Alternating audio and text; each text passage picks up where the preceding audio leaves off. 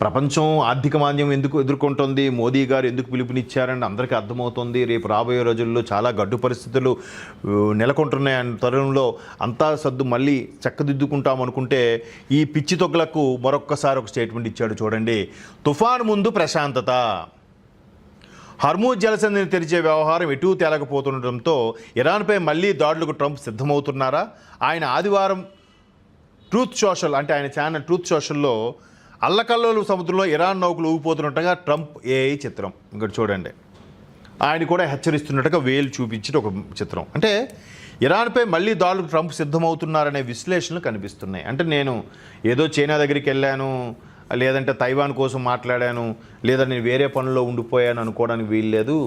Hormuz కోసం నా కన్ను ఇంకా ఉంది, మిమ్మల్ని ఎప్పటికైనా వదలను అనేలాగా ఒక ఏఐతో ఆయన ట్రూత్ సోషల్లో పోస్ట్ చేశారు. అంటే ఇప్పటి వరకు జరిగిన నష్టము, ఇప్పటి వరకు జరిగిన విధ్వంసం ఇంకా సరిపోలేదు మహానుభావుడికి.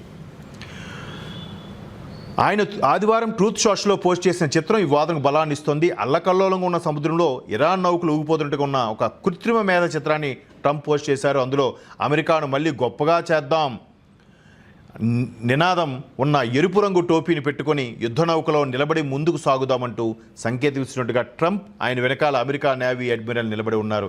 ఈ చిత్రానికి ఇది తుఫానుకు ముందు ప్రశాంతత అని క్యాప్షన్ పెట్టడం గమనార్హం.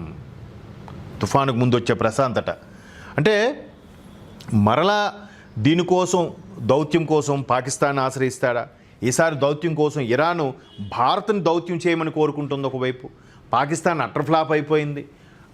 కానీ మరోవైపు పాకిస్తాన్ ఉపయోగించి ఇరాన్ని మట్టు పెడదామని ట్రంప్ ఆలోచనలు ఇరాన్కి అర్థమైపోయాయి. పాకిస్తాన్ కూడా ఇరాన్ లెక్క చేయడం లేదు. ఇలా రకరకాల అభిప్రాయాలు వినిపిస్తున్న నేపథ్యంలో ఇక్కడ చూడండి, దౌత్యం కోసం పాక్ ప్రయత్నాలు, మళ్ళీ వీళ్ళు చిల్లర బుద్ధి చూపించుకుంటున్నారు. మరొకసారి ఇరాన్ అమెరికా మధ్య శాంతి ఒప్పందం దిశగా పాకిస్తాన్ తన దౌత్య ప్రయత్నాలు కొనసాగిస్తూనే ఉంది.